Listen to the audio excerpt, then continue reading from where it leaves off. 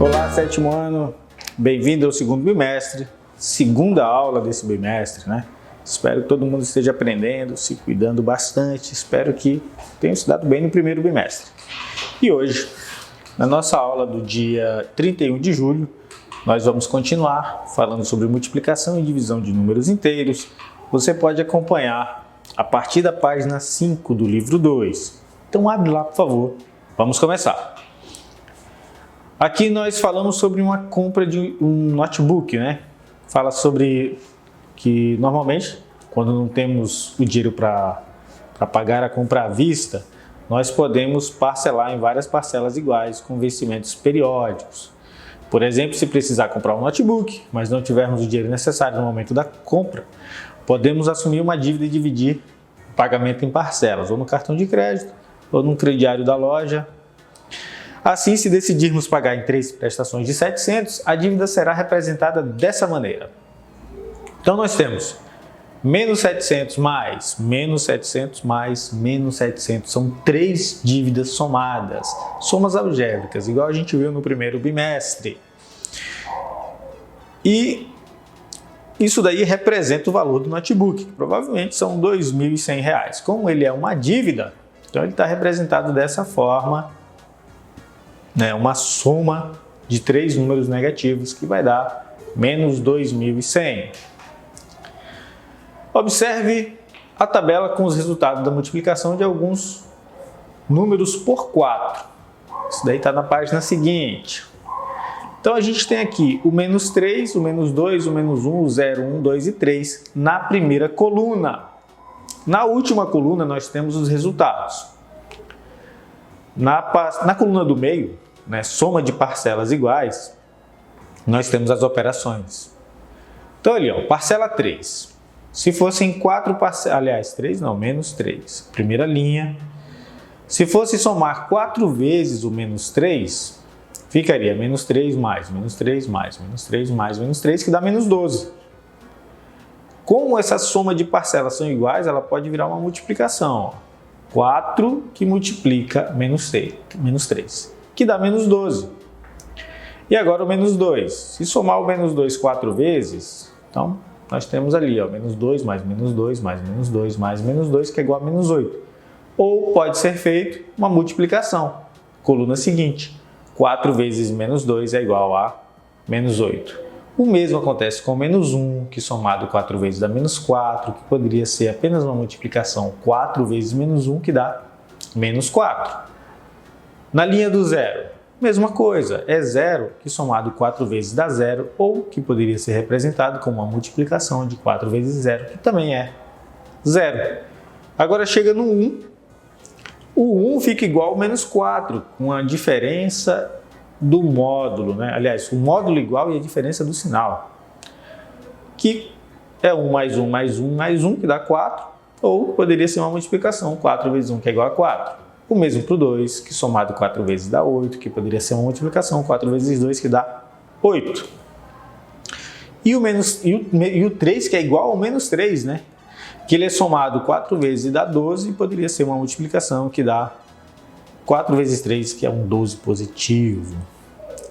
Então, gente, não é muito diferente de quando a gente fazia essas operações nos naturais. Nos inteiros é bem igual, só tem que ficar atento com sinais. Na página seguinte, ele faz uma análise e diz que na multiplicação de 2 números inteiros positivos, o produto é um inteiro positivo. E na multiplicação de um inteiro positivo por um inteiro negativo, o resultado é negativo. Na terceira, afirma que multiplicar um negativo por um positivo é negativo. E na última afirmação, o inteiro negativo por um inteiro negativo, o resultado é positivo. Isso daí lembra uma dica que eu dei ainda nas aulas presenciais. Multiplicação de iguais é sempre mais. Multiplicação de diferentes é sempre menos. Você pode reduzir essas 4 afirmações a essas duas frasezinhas. Mas não se apega a isso, logo eu vou colocar aqui para vocês. Vamos a exercícios. O exercício 2, na página 7, lá do livro 2. Transforme cada adição em uma multiplicação e determine seu resultado. E agora, com o nosso quadro verde, o item A. Nós temos 5 mais 5 mais 5 mais 5 mais 5, ou seja, 5 vezes, que pode ser representado na multiplicação 5 vezes 5, cujo resultado é 25. No item B, é menos 6 mais menos 6 mais menos 6 mais menos 6. Ele 4 vezes, que pode ser representado como 4 vezes menos 6, que dá menos 24. Uma multiplicação comum, como a gente já vinha vendo. Só que tem que ficar atento aos sinais. Multiplicação de iguais é sempre positivo e multiplicação de diferentes é negativo. Não tem muito segredo. E agora que você viu isso, peço que você vá lá nas páginas 4 até 7. Isso é por conta das duas aulas, né? Se você englobar, os assuntos está todo lá. O assunto está todo lá. Então, vai ter exercício, você não vai ter dificuldade. E na próxima aula vai ser uma aula só de resolução de exercícios. Então, a gente vai parar para ver os exercícios que estão nessa página. Se você não acertar, se você errar, se você tiver dificuldade, não tem problema. Na aula seguinte a gente mostra como é que faz e aí você vai construindo seu conhecimento. 7º ano, agradeço a sua participação e até a próxima aula.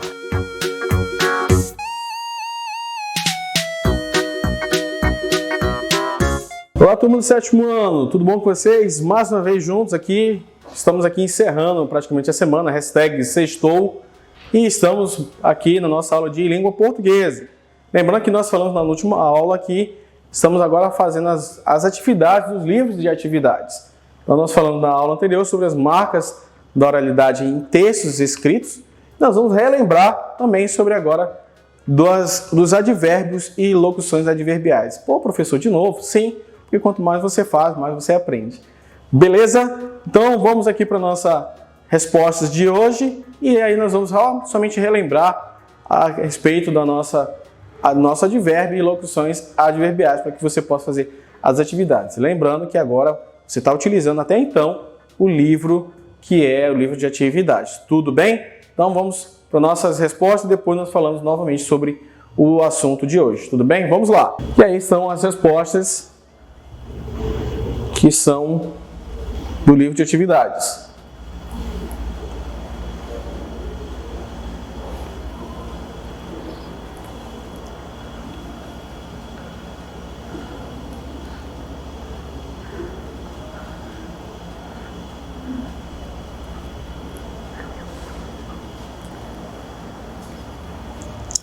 Vamos para o nosso assunto de hoje. Vamos relembrar aí advérbio. Advérbio é uma palavra invariável que modifica o sentido de um verbo, de um adjetivo ou de um advérbio.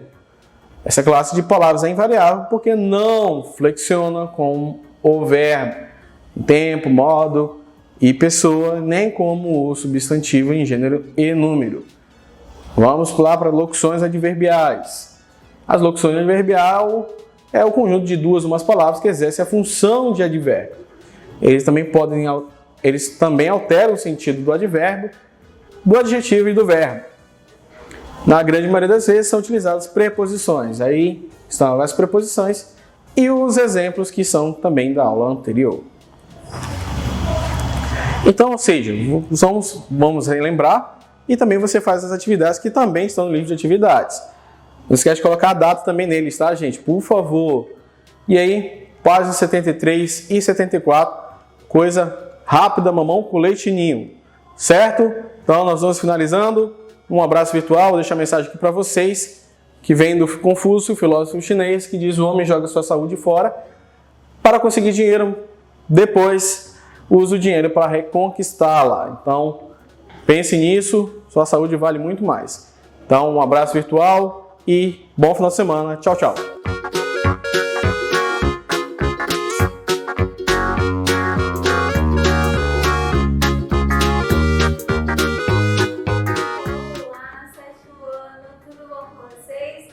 Voltamos então à nossa aula de história.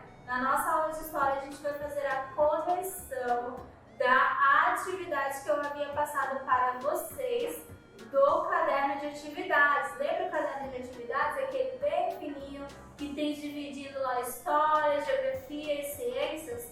Então, aí eu pedi para que vocês fizessem a atividade das páginas 51 a 53, ok? 51, 52 e 53. Então, vamos aí à correção da nossa atividade. Antes disso, a gente vai relembrar o que a gente viu na nossa última aula sobre a cultura, né? A cultura indígena, que eram algumas curiosidades relacionando aí aos povos indígenas. Então a gente viu como é que esses povos eles tinham as suas características próprias, ao mesmo tempo que compartilhavam com outras pessoas, certo? Sobre a cultura deles, qual era a importância da cultura para eles, a questão aí do respeito com a natureza e o respeito também com os anciãos, né? A questão de o entendimento, a questão dos anciãos serem os mais experientes,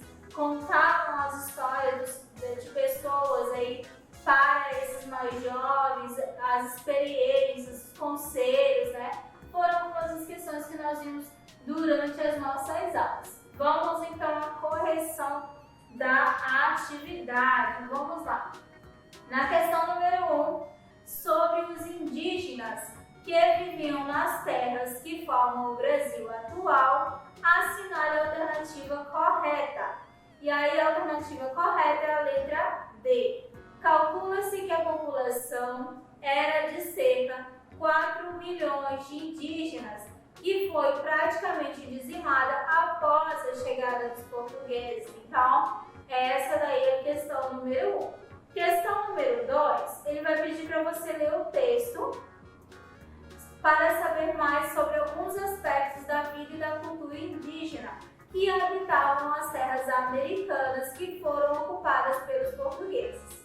Aí, em relação ao texto, você vai marcar a seguinte questão. O texto nos ajuda a entender que, aí a resposta correta é a letra B. Os grupos indígenas brasileiros tinham modo de vida distinto de observando aí no restante do continente, influenciado por fatores geográficos e climáticos, certo? Na questão 3, ele vai caracterizar a seguinte afirmação. Por muito tempo, os historiadores priorizaram as fontes escritas na elaboração de suas pesquisas. O fato de os indígenas não terem deixado registros escritos da época da chegada dos portugueses foi significativo para a construção de uma história pautada por seu olhar europeu. Explique essa afirmação. Então, o que vocês poderiam ter colocado aí, né? Nessa questão aí? Que as informações que chegaram até nós sobre o modo de vida dos indígenas foram registradas pelos europeus, ou seja, pelo olhar de pessoas que de fora desses grupos que não entendiam seus hábitos. Com isso, esses relatos muitas vezes são marcados por juízos de valor, ou seja, né, a questão da observação, aquela questão de se uma pessoa teve uma experiência ruim, ela vai passar para você e você vai ficar com esse pensamento sem ao menos conhecer o fato, né? Sem ao menos conhecer a questão, as aldeias. Alguém visitou uma aldeia indígena, não teve uma experiência boa e você, super curioso para conhecer, chega lá para essa pessoa, eu quero conhecer a aldeia indígena. Não vai não, porque lá as pessoas, os indígenas não nos tratam bem, eles não sabem, não são civilizados. E aí você vai ficar com esse pensamento, o que é errado. Você tem que ter a sua própria ideia, a sua própria experiência, certo? E aí a questão 4, na página 52, você vai observar o mapa e aí identificar os troncos linguísticos indígenas. Na letra A, ele está perguntando o que é um tronco linguístico. Chamamos de tronco linguístico um conjunto de famílias linguísticas, ou seja, línguas que têm uma origem comum, muitas vezes remota. Letra B. Com base no mapa, quais eram os 4 principais troncos linguísticos encontrados no Brasil e a localização de cada um deles? Tupi no litoral e em boa parte do atual Sudeste, Jé no chamado Planalto Central, Caibara ou Caiba no Pará, em Roraima e em parte do Amazonas e Auraque em parte do Amazonas, em Roraima e no Amapá e em Mato Grosso também, aonde você encontra esses troncos linguísticos. Letra C. As línguas da família Tupi-Guarani são as formas mais conhecidas entre as línguas nativas. Você sabe dizer o porquê? E registre abaixo. Aí eu coloquei o seguinte: porque os povos da língua da família Tupi-Guarani ocupavam o litoral do território brasileiro e constituíam a maioria da população com a qual os portugueses entraram em contato quando chegaram aqui. E aí na questão 5 você vai ler o texto e observar a imagem também. A que sociedade pertencem os personagens retratados na pintura? A sociedade Tapuia. Na letra B. De acordo com o texto, os enfeites com penas, eles são usados em atividades corriqueiras. Observando os elementos que aparecem retratados com os indígenas e considerando as informações sobre a pintura, explique por que os homens usam adornos de plumas na cena representada no quadro. E as penas, elas são utilizadas por alguns indivíduos tapuias, porque eles participam de uma dança, provavelmente de caráter ritualístico. E na letra C, você acredita que a representação feita por Albert fiel à realidade dos indígenas? É uma questão pessoal. Eu coloquei como sugestão aí. Os europeus eles tinham uma visão dos indígenas que associava ao exotismo, ressaltando aquilo que estes eram bem diferentes, sem buscar compreender a sua cultura. Então, cada um aí tinha a sua particularidade, mas nenhum deles queria se exibir não, ok?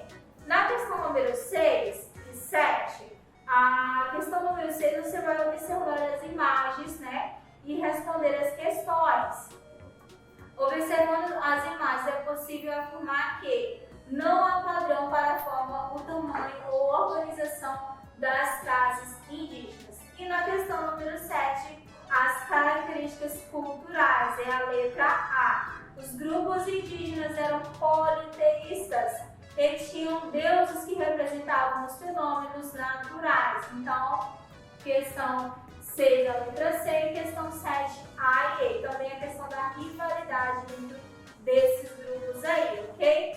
Essa aí é a correção da nossa atividade e aí fechando também o nosso conteúdo. Nas próximas aulas a gente vai começar um novo conteúdo. Por hoje é só, muito obrigada e até a próxima.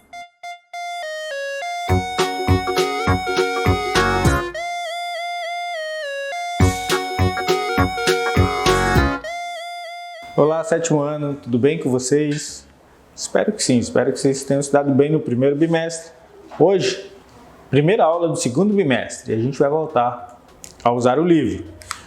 Na aula relativa ao dia 31 de julho, o assunto é resultado do esforço. Então, você pode abrir lá na página 17, a história está nas páginas 17, 18 e 19, é o encontro 7 do livro. E o que fica compreendido da história contada? A Vitória está aprendendo a tocar piano e está tocando muito bem, né? Ela já está tendo seus primeiros resultados. Ela percebe que quanto mais se esforça, mais aprende. A professora dela abre os olhos dela quanto a isso. Também a professora dela quer que ela se apresente no recital. Já está tão confiante na habilidade dela que colocou ela para demonstrar habilidade. E a sua amiga Valentina a perdoa por não comparecer a alguns compromissos combinados entre elas. Ela aprende uma grande lição sobre esforço e comprometimento. Então, gente, a vida é assim. Às vezes a gente sai um pouco da vida dos nossos amigos por conta de uma decisão que a gente toma de conseguir algo. Ela tem uma meta com relação a piano, ela gosta disso e ela teve que sacrificar um pouco da vida social. Isso daqui é um retrato de todo mundo que um dia queira aprender algo com mais profundidade ou que queira se dedicar mais a algo muito específico da sua vida. Pode ser da sua vida pessoal, pode ser da sua vida financeira. Sempre vai haver um pouco de sacrifício e nossos amigos sempre vão compreender. Amigos, família em geral, sempre vão compreender que esse esforço é benéfico e que esse afastamento é necessário. Agora eu peço que você vá lá na página 52 do livro didático. Lá tem umas atividades relativas a esse assunto. Se necessário, olha lá, olha as páginas anteriores, dá uma olhada nos exercícios anteriores. Já foram pedidos em outras aulas. Talvez você tenha desacostumado a usar o livro por conta de que nas últimas aulas a gente vinha falando de uns assuntos paralelos, mas que eram pertinentes à disciplina. 7º ano, agradeço a sua participação e até a próxima aula.